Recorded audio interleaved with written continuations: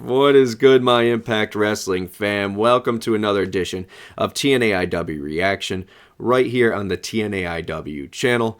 My name is Geoff, and I want to thank you for pressing play and allowing me on your screen and just giving me the time to speak about Impact Wrestling. Because right now, I get it. We had the Thanksgiving episode. We have IPWF. We're going to hit the Mexico tapings and Final Resolution, and we're going to pick up some steam going to Hard to Kill. Knock on wood, but we're all looking forward to that launching point. So right now we are in that lull, that holiday road, and we're gonna make the most of it, guys. We're gonna shoot the shit about IPWF quickly. There's some fun things there. We're gonna hit up the Final Resolution card, coming together and still pretty intriguing. And then we'll talk about seven-figure deals and hit up all your comments and some full circle answers that regarding last week's nonsense as well. So I look forward to talking about those, but make sure you look forward to what's coming back on the channel. Go Power Rankings back full steam with some new content coming from Impact, some new content coming from us. LOL TNAIW will be back for the holiday, at least the holiday episode for Hall of Flame. We'll do that, induct our Hall of Flame 2023 class. And then, speaking of that, 2023, we'll make sure the nonsensies happen for the fourth annual. Is it fourth or fifth? Fourth? So look forward to that. Always love the camaraderie that that brings the team. And we'll get to see some old faces back on here. So look forward to that coming up. But we're going to get to IPWF first and foremost. I'm going to tell you guys, there's two ways to look at that.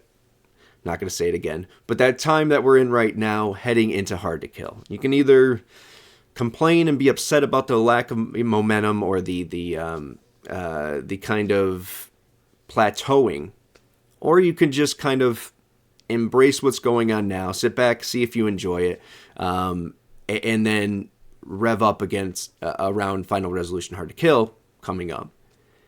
I took the I'm going to try to enjoy this approach as I would. And with IPWF, you know, it's sometimes hit, it's sometimes miss, but overall, if you just kind of enjoy it for what it is, it's there. Is that an endorsement? I don't know. Either way, I'm going to hit up the key points, and we start off with Rapid Delivery Pete getting a victory over Kamikaze. First of all, pizza over. Pizza's very over. My daughter was watching this with me, at least for the first half, I think, and was chanting, "We want pizza." True story.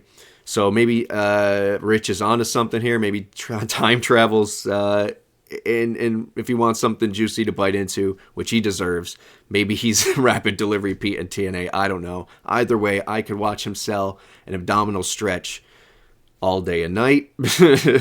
And speaking of just enjoying what was on the screen, or trying to in some cases, I didn't look any of this up. It took me until about, I think, the third running this down before I kind of put two and together that maybe Kamikaze was Delirious. Is Delirious in the company still? I don't know. But I saw no shoes, those skinny but muscular arms. I figured it looked like Kamikaze. I don't know why I have Ace Austin as my second guess. Like he's pulling double duty.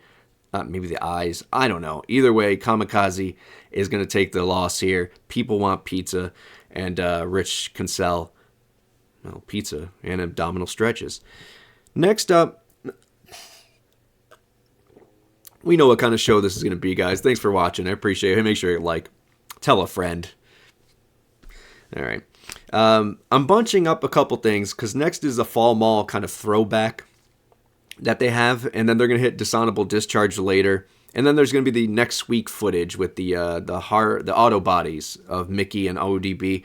I really enjoyed the use of old footage because it put a lot of famous ex-faces, well, in this universe, famous faces, ex-employees of Impact, but in this universe, still alive. Not in the case of Brian Cage's Muscles McGee, R.I.P. Buzz Killington there, man. But I guess he no longer is the leader of Team Canada, Muscles McGee. Good Lord.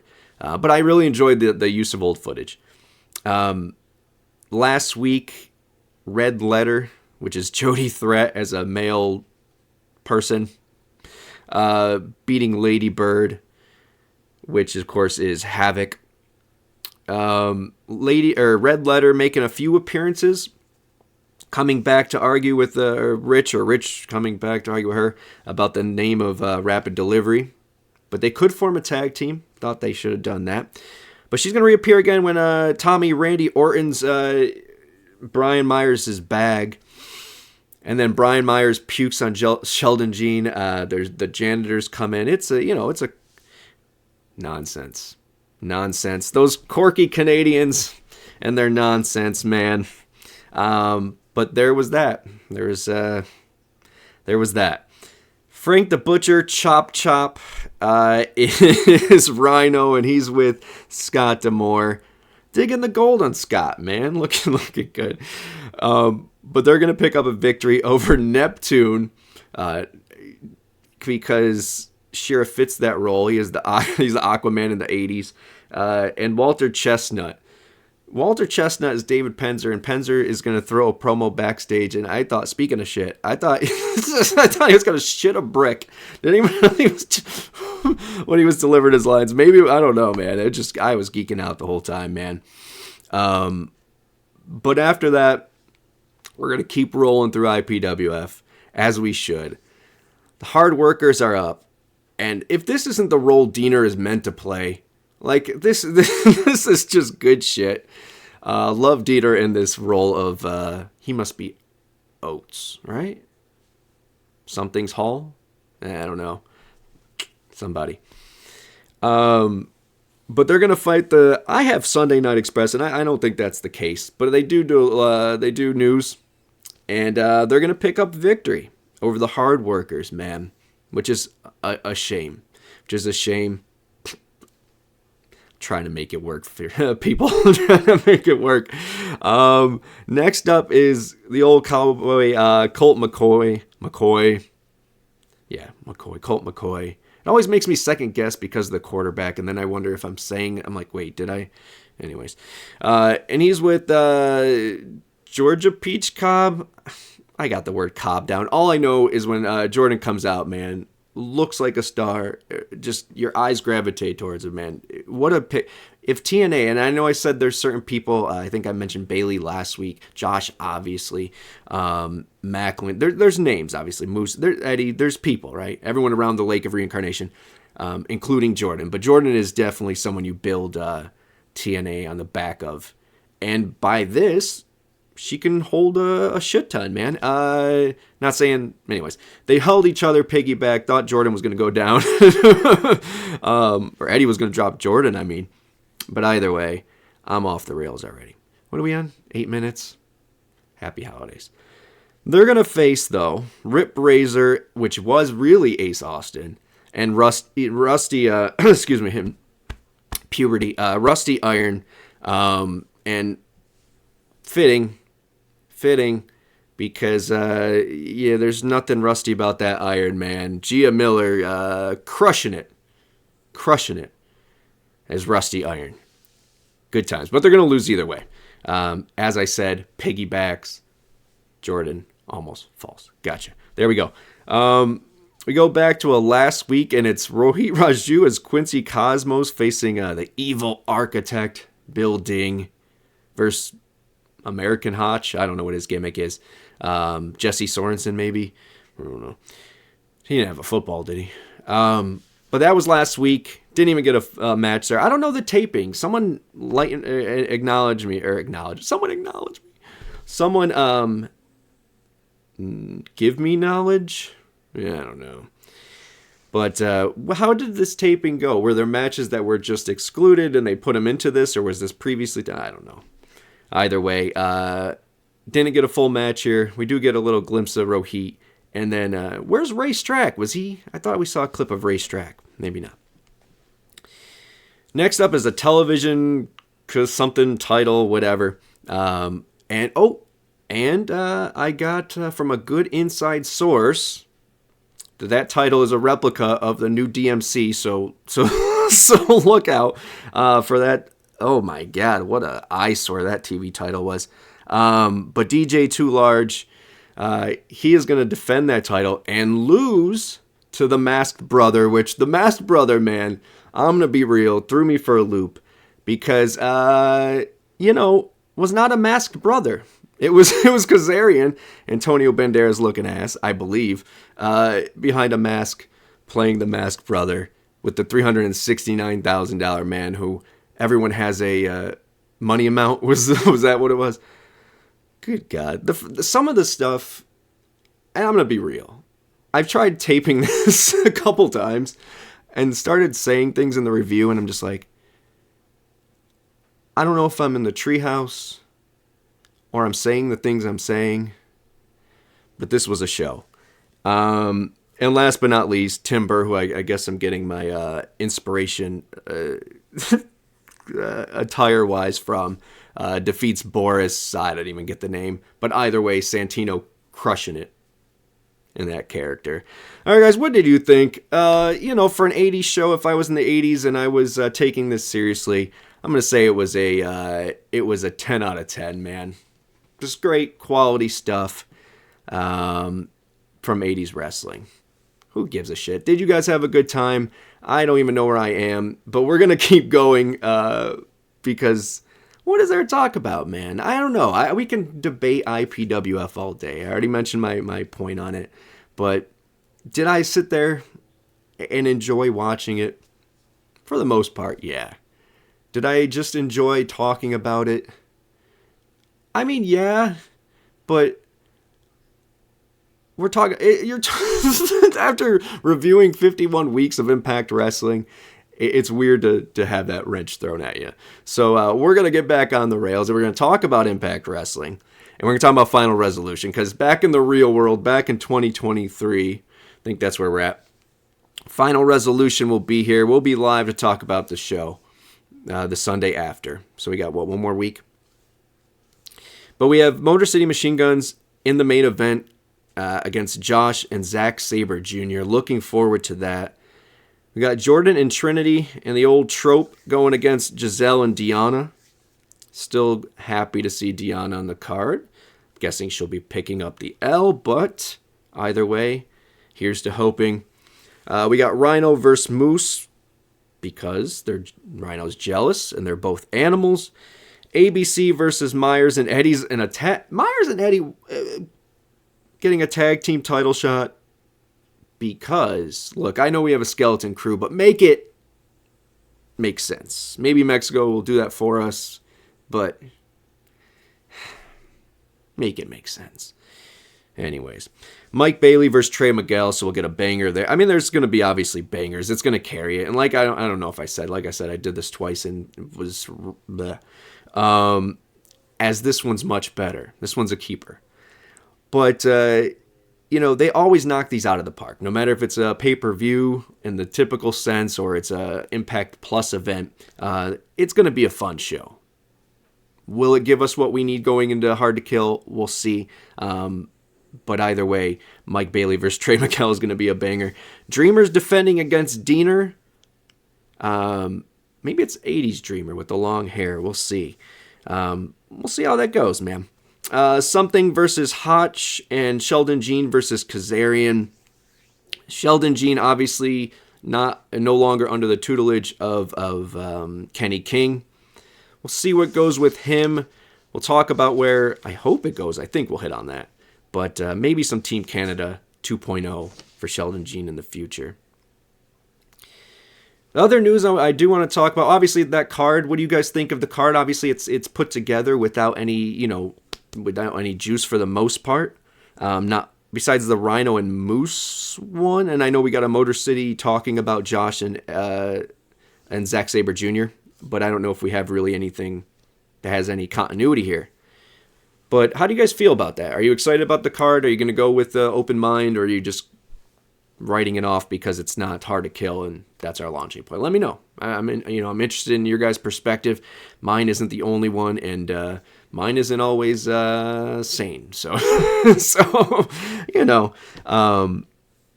appreciate your guys' take on things.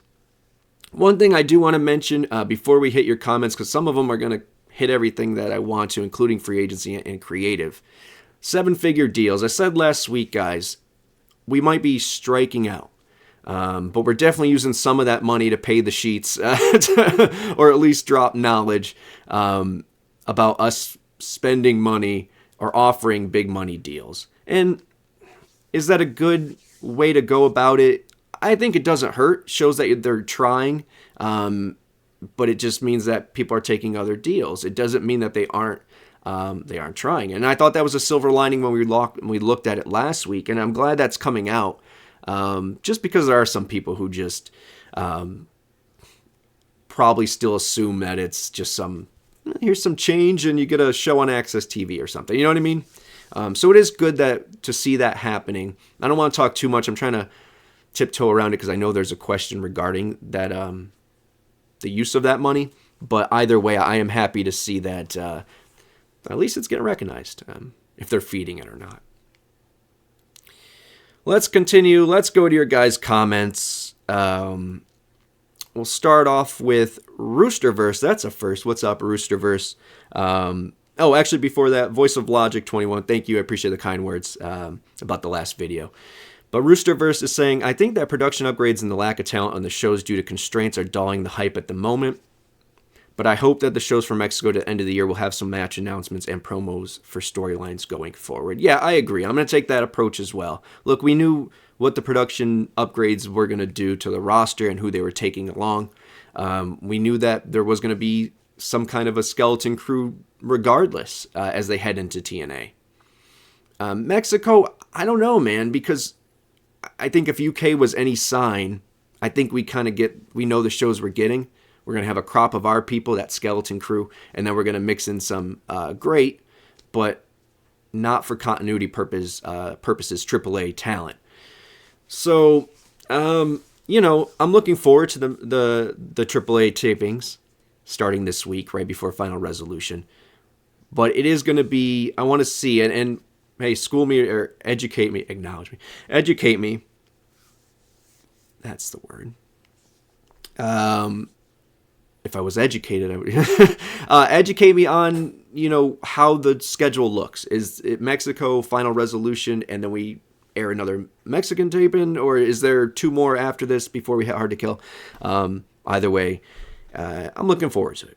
But I feel you, and that's kind of what I was mentioning earlier. I know the vibe is that everyone's kind of, we get it, but the momentum is kind of dull right now. Thank you, Roosterverse. Next up, Demon Better 99. What's up? I think the writing is going to be key at Hard to Kill, and the shows after the creative this past year have been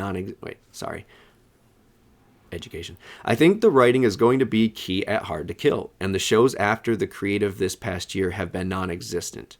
I can only remember the Macklin and Josh sort of feud. Everything else this past year feud-wise has been forgettable. And in order to play big arenas, you need some star power, and they are clearly lacking it. 2-part answer. As far as the first part, yeah, creative. Look, I want to before, and we'll get to it. I know my Canadian talk from last week, but as far as creative in general, they are still the best from what it seems. And granted, I don't watch enough to make that claim as far as the best, But from when I watch it, beginning, middle, and end, they tell good stories. They finish stories. They A plus B equals C. 1 plus 2 equals 3.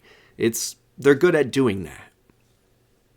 But that's not all that is to creative. That's being smart, and that's putting things together and being great, students of the craft. And I mean, they're great at what they do. The problem is creative, I think, to us, is different than just putting matches together or I want your shot at the title because that kind of stuff. So hopefully do get more of that. The second part, as far when it comes to playing big arenas, you need star power. I think we have some people that the people we need to come to the shows are excited about. Could we use some more? We'll talk about that. Of course you want more star power. But as far as needing them, I don't know, man. Look, once again, ECW through and through.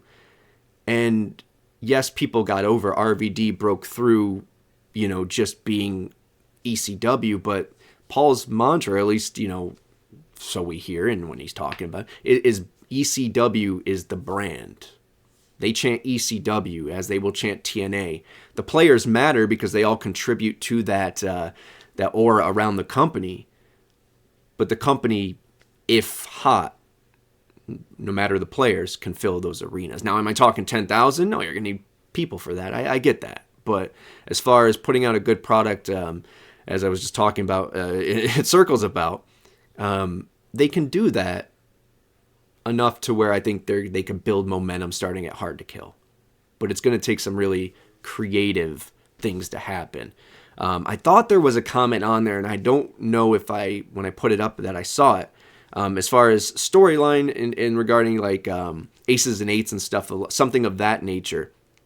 If you're striking out on free agents and you could pick some else up that would be interesting compared to, breaking the bank and tell a good story, I would be more interested in that than breaking the bank on one big star that, we got to get someone that's left. A good storyline like, look, I'll throw this out there. It doesn't need to happen. Probably won't happen. But you're going back to TNA. EC3 is there. Dixie Carter seem to be, fences are mended, and obviously they used a video for OVW. I still think it'd be interesting if there was a group that came in and was trying to take over, and it was at the end of the day EC3 and Dixie running. I don't know, just for if you can't sign big, go big. And some storylines like that would be nostalgic but also fun, I think is the way to go. I'll continue. Thanks for rocking with me, guys. I don't know where I'm going. Shadow Lanes 29. Impact in 2018, 2019 had some sick feuds and really good storylines. I don't know who was writing for them back then, but they did a great job in my opinion. The current writing has been boring, uncreative, and uninspiring, so I just expect more of the same time. You say those words, I say they're good at putting A plus B to plus C or equals C. I'd rather they announced entire card of matches when they were still doing newer shows. The UK shows were pretty bad. Hopefully the Mexico shows, they can step it up a bit. Yeah, man. Always want better, obviously. Always want to strive for better, but we're in that weird lull right now, and not an excuse. But there's 52 weeks of TV, and they're trying to make sure that the next 52, starting in 2024, are legit. Do they have to knock it out of the park? Yes, but I'm hoping. I'm sure they'll be inspired at least. Gary Rossetti, what's up, our buddy Gary? Loved Impact Wrestling on Turkey, Geoff. I got to say I trust Scott D'Amore because Scott will try different angles to see fans' reactions to it and bring in great talent as well. Yeah, love Scott. Not because I was using him and the promo and the stuff we'll talk about in just a second, doesn't take away from the fact of my love for what he's done or continues to do or the foundation that he's built here. If it was not for what Anthem and Scott have done, we wouldn't be chatting about Impact, I don't believe, and TNA. But as far as the other stuff, proof's in the pudding. Will we get grit? Is that the way we go? What kind of presentation are we getting? Are we going to be balls to the wall starting Hard to Kill? Are we going to get that momentum back? There's a lot of answers that need to be had. A lot of questions that need to be answered. But different angles I'm for. I don't want to try, obviously, reverse battle royals, but I know that they're okay gambling on some stuff to see if it sticks. They got to be smart about it, and I hope they are, with sprinkling in some grits. Roger Pace, welcome back. TNA needs to make a splash like signing Mercedes Moné or some of the WWE releases after seeing CM Punk show up back in WWE, so TNA needs to hurry up quickly. Yeah, no, I like I said, I'm look, on the silver lining, they're offering big deals. Do I think you just turn and go to Mercedes and say, hey, here's that big deal? I don't know. It depends on need, and I know there's a question about what divisions need what, but Mercedes is a star. I've thought she was coming way back. Obviously, she appeared kind of at AEW, and she's returning from injury. Would she be a big get? Yes. Do I think you throw the bag at her if you, I don't know. It really depends on what they think they could get back out of it and what that number is, man. I don't think you make a reaction or a signing just based on the fact that the other two big fish you were going after didn't work out. I don't like that. Sometimes you need to be proactive, not reactive, right? And I don't know if that would be a reactive signing when I think there's a lot of people we can spend the budget on, which we'll talk about in a second. And then I already alluded to 7 times, I don't know. Shadow Lanes 29. What division needs the most new talent? And what talents do you want to see in TNA? If TNA was able to offer those big deals to Punk and Ospreay, but decide not to use any of that money to improve the roster, would that make this new TNA look bad? I don't think look bad, because I think we're going to get a lot when it comes to the presentation. Or I hope we get the entryway as a tunnel or something interesting. But branding and developing that video game like arena or Impact Zone is a big thing. So we're going to see the money there. I believe them when they say they're going to put into a fast-paced show and all of this stuff. And when you have faster-paced segments, to me that means you need more talent.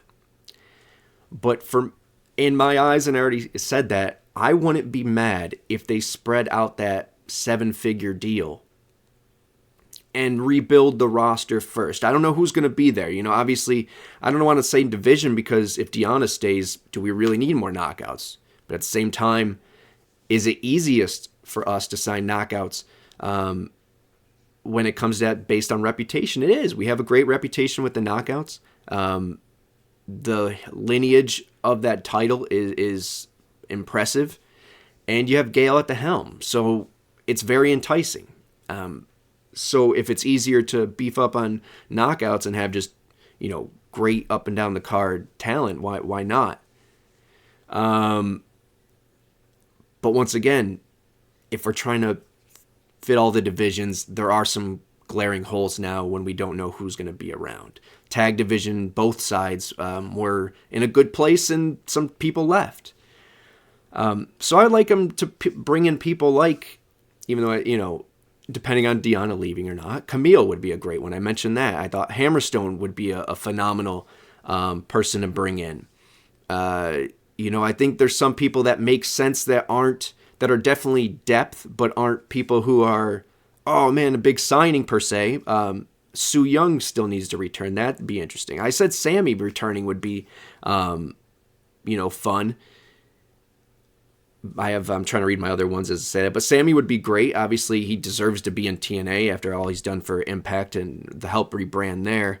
The Bunny would be interesting, because then that allows some dynamic in that tag division to change. I still think we do get some kind of storyline, even regardless. I think a Team Canada, so could there be bringing in talent there? I don't know. So there's a lot of people, a lot of ways you could go with this, but I prefer them to hash out that roster. Every division, and we'll do depth charts. I'll do a better job of going into them and not just trying to ramble on in one shot. But we'll talk about that, but I do want them to fill out the roster, and then once that roster's, heavyweight division looks great, knockouts is going to look great and better, but knockouts tag, regular tag, or men's tag, regular tag. And DMC, we have a crop that's ready for that world title, but, is going to put on some good matches there. X division. Once we do that, you look for that Christian-like signing. That's where my mind's at. But I don't think it'll look bad, because I think they will spend it some way, some form. If it's those people I mentioned, bringing them back, or bringing in some new people, either way, I think they'll spend it either way. Just hopefully it's in a good way. Proactive. I haven't watched Fade the Line 26. I haven't watched Impact for a minute anyway. Another Impact fan YouTuber suggested Jordan, great that she's back, turning heel against Trinity. I like that. Yeah, especially if Deanna leaves, you got your face and Trinity, your ultra face, and then your ultra heel, and Jordan, once again, a damn star that can head-to-head with Trinity. That would be cool. You're right about Impact Canadians not knowing how to write more edgy and modern shows. I mean, the shows I have watched have no aggression. Sometimes wrestlers, after the match, just shake their opponent's hand. All right, look, so first of all, last week, yeah, there's nothing wrong with what I said. I hope I didn't offend anyone. It's all love. But it is what it is. Look, I shouldn't have brought Rick Moranis into it. I should have pronounced Eugene Levy's name right. But at the end of the day, the proof's in the pudding. And I think Impact does need to be... Now, granted, look, there's been some great stuff, and no, it's not only Canadians writing the show. But from what we've seen, I don't know if we can get to where I would like to go. And where I'd like to go doesn't mean it needs to be the only way to go. So I'm open to seeing what happens. But with our spot and, our business model and our fandom and the return of TNA, I just think that TNA needs to look like this motif. Maybe not this, obviously better, not on a 64-bit with some guy doing it from his phone. But Brick and ECW and being that brand that's cutting edge without, bleeding in each other's mouths. I think there's a lot of ways to go, but, look, love the Canadians, man. Once again, they've done great for us. But, do you know why there's not many serial killers in Canada? It's because they turn themselves in after the first one. It's okay. They're good people. And sometimes they come off as just great people. And not, anyways. But I hope you guys got my point. I'm hoping we could get there. I digress. Hammerstone would also be a solid signing. Maybe not the best thing before pay-per-view to have shows that aren't connected to the pay-per-view seems backwards. Yeah, we talked about that, but we are where we are, but I agree. Do we have any more? Oh, that's it. Running off on that. All right. Well, guys, it's been a wonky one, but I hope it's been a fun one. Once again, this is to build Impact Wrestling community. It's a platform I am grateful for to shoot the shit with you guys and talk nonsense. I hope we continue to do it into 2024. I don't want to jinx anything, but I'll give you guys some updates on what I'm doing, and I'm working on some other projects that are nilly-willy, but I got some big ones that, if come through, it's going to take up a lot of time. But in the meantime, guys, I am very, very, very grateful for this. I thank you. Keep the comments coming. Let's look at the silver lining, because we know Hard to Kill is going to be the launching point in which we can really base what this company can do off of. It's my time to go. Maybe it's been since minute 8, but I thank you guys. I appreciate you guys. Yeah, I don't know, guys. I love you. I just don't want to go, but thank you guys. Thank you for coming out. God bless and good night. Goodbye, everybody. Goodbye.